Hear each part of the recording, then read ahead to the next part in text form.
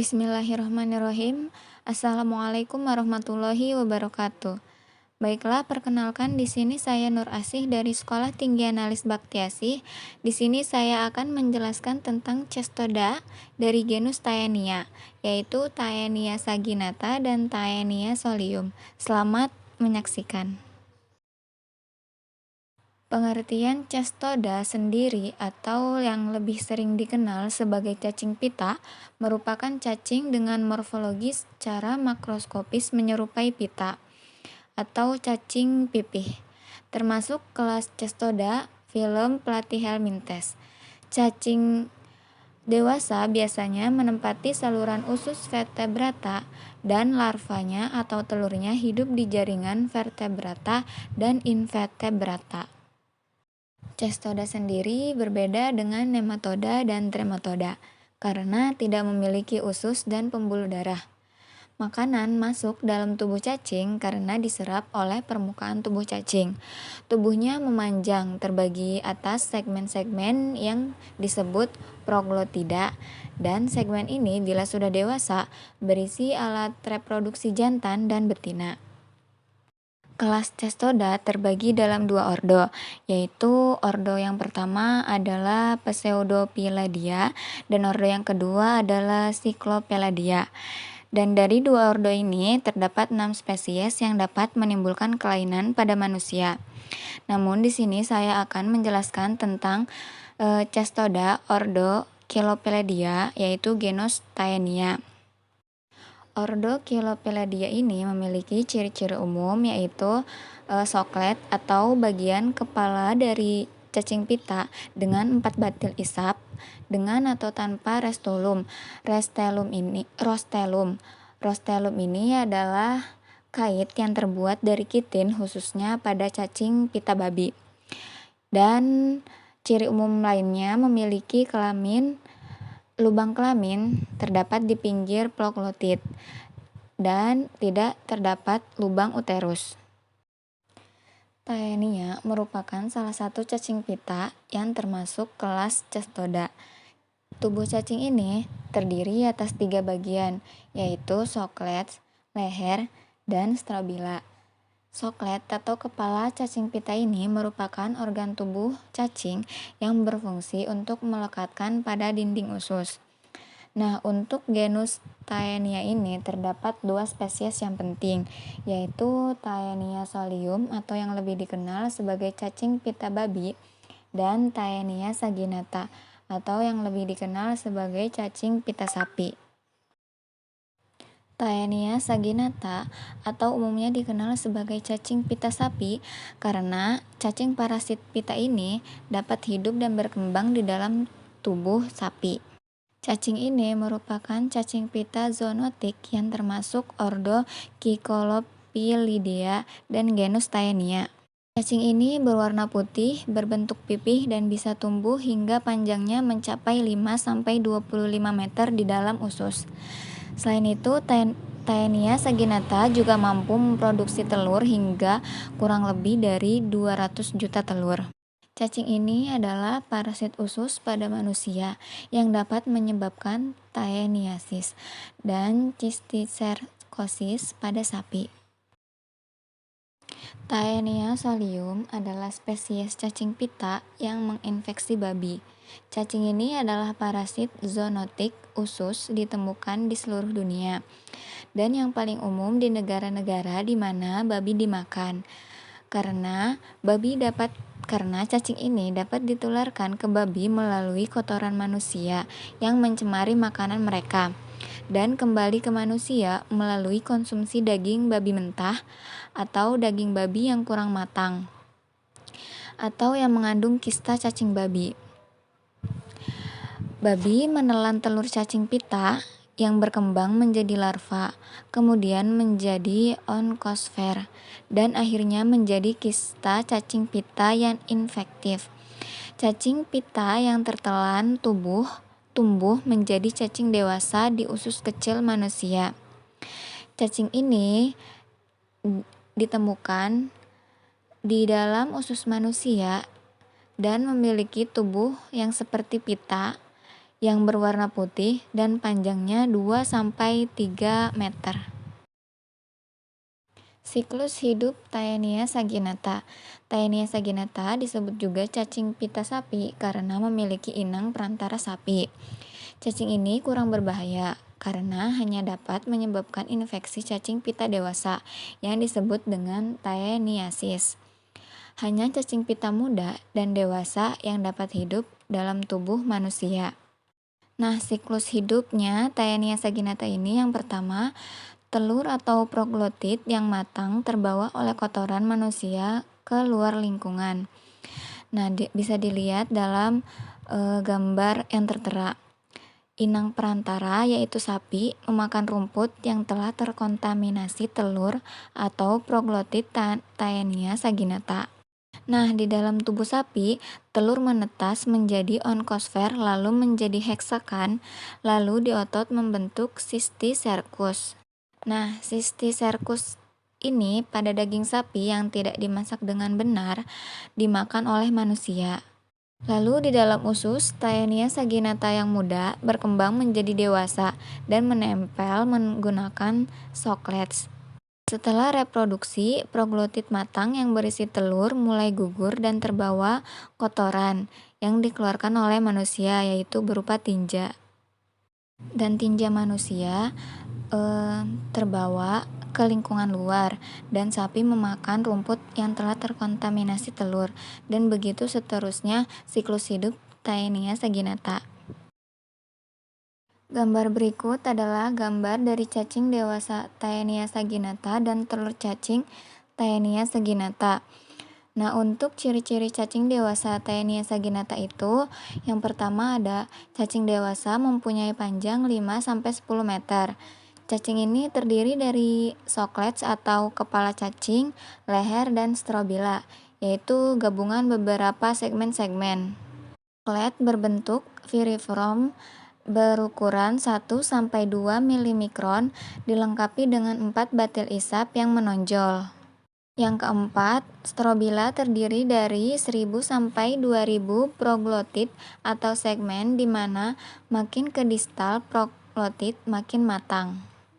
Yang kelima ada proglotit grafit berukuran 16-20 kali 5-7 mm dengan cabang uterus berjumlah 15-20 buah tiap sisi, di mana uterus grafit ini mengandung 80.000-100.000 telur. Dan ciri yang terakhir adalah lubang kelamin atau porus genitalis terletak di sebelah lateral dan letaknya berselang-seling di kanan dan kiri tidak teratur.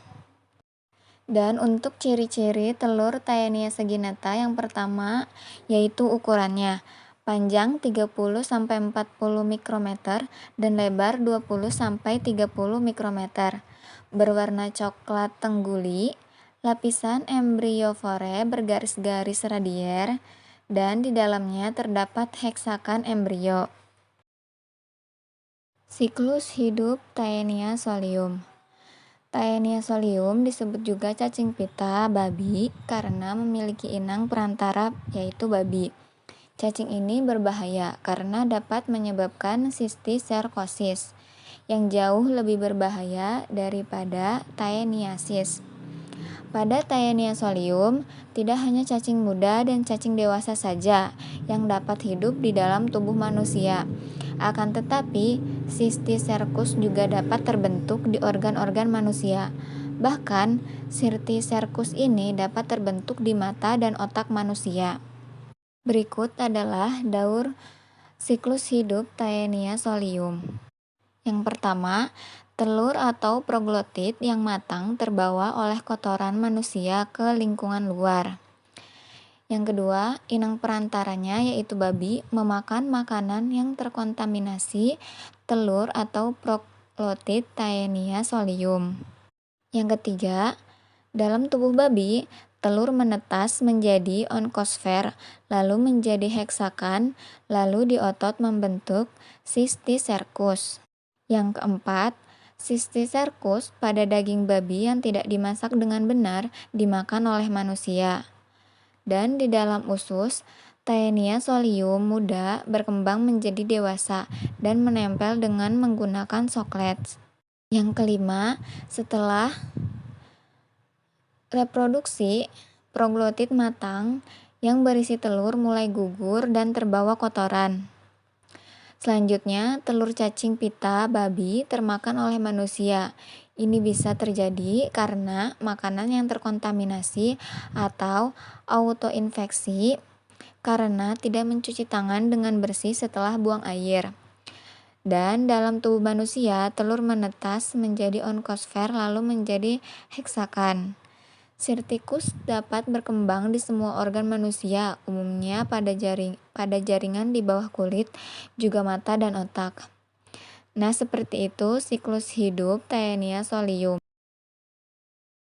Berikut adalah gambar dari cacing dewasa Taenia solium dan telur cacing Taenia solium. Nah, untuk ciri-ciri cacing dewasa Taenia solium, yang pertama adalah cacing dewasa mempunyai panjang 2-4 meter, kadang juga mencapai 8 meter. Cacing ini terdiri dari soklets, leher, dan strobila. Soklet dilengkapi dengan 2 baris kait yang terdiri atas kait panjang dan pendek. Jumlahnya mencapai 25-30 buah. Lalu diameter soklet kurang lebih 1 mm. Terdapat 4 buah batil isap yang berbentuk mangkok. Yang selanjutnya mempunyai 800-1000 segmen dengan lubang kelamin pada sisi lateral kanan atau kiri yang tidak beraturan. Yang selanjutnya, uterus gravid mempunyai cabang lateral mengandung 30-50 butir telur. Dan yang terakhir, ovarium terdiri atas 2 lobus lateral dan 1 lobus kecil. Dan untuk ciri telur cacing Taenia solium itu sama seperti Taenia saginata ya, yaitu ukuran panjangnya 30-40 mikrometer dan lebarnya 20-30 mikrometer.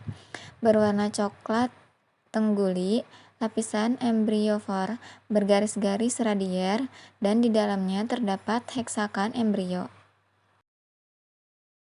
Untuk patogenesis Taenia saginata sendiri, sebagian besar kasus tidak menunjukkan gejala atau yang sering disebut asimptomatik. Gejala klinis dapat timbul sebagai akibat iritasi mukosa usus atau toksin yang dihasilkan cacing. Gejala tersebut antara lain rasa tidak enak pada lambung, mual, badan lemah, berat badan menurun, diare, sakit kepala, konstipasi atau sukar buang air besar, dan nafsu makan menurun. Dan secara psikologis, penderita dapat merasa cemas dan gelisah yang disebabkan oleh adanya gerakan proglotit dari anus. Untuk patogenesis Taenia solium, yaitu cacing dewasa karena memiliki penghisap di bagian soklets sehingga dapat menempel di mukosa saluran pencernaan.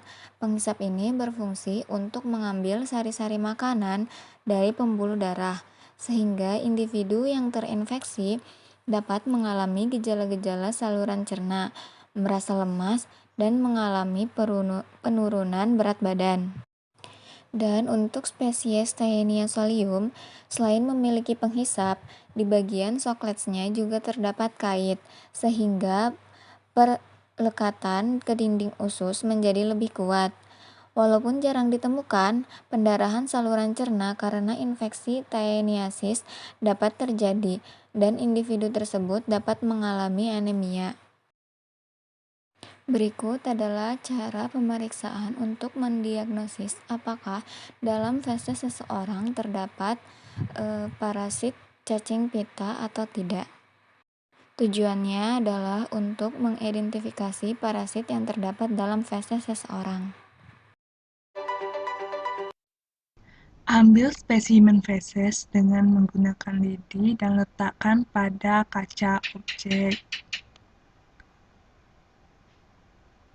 Kemudian ratakan dengan lidi. Setelah rata, letakkan larutan iodin dan lugol.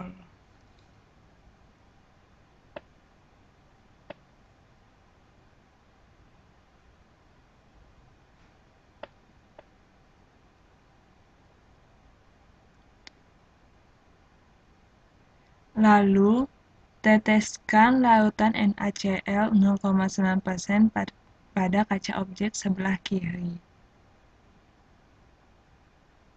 Kemudian tutup reagennya. Setelah itu, diaduk fasesnya menggunakan lidi agar tercampur dengan reagen.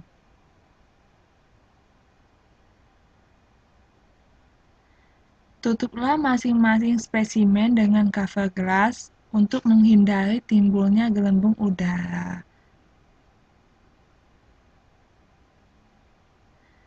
Kemudian periksa sediaan di bawah mikroskop. Untuk sediaan dengan larutan NaCl 0,9%, gunakan lensa objektif 10 kali dan 40 kali. Sedangkan untuk larutan glugol dan iodin, gunakan lensa objek sebesar 40 kali.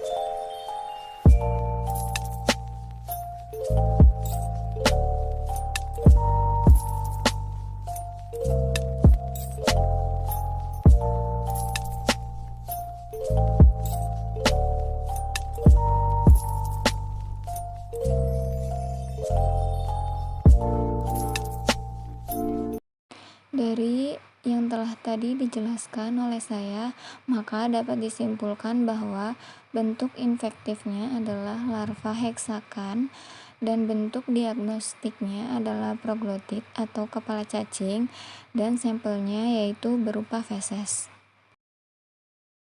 Baiklah, mungkin itu saja yang dapat saya jelaskan. Kurang dan lebihnya saya mohon maaf. Dan jika ada pertanyaan, boleh silahkan tulis di dalam kolom chat di bawah. Sekian, terima kasih. Wabillahi taufiq wal hidayah. Wassalamualaikum warahmatullahi wabarakatuh. Semoga memuaskan.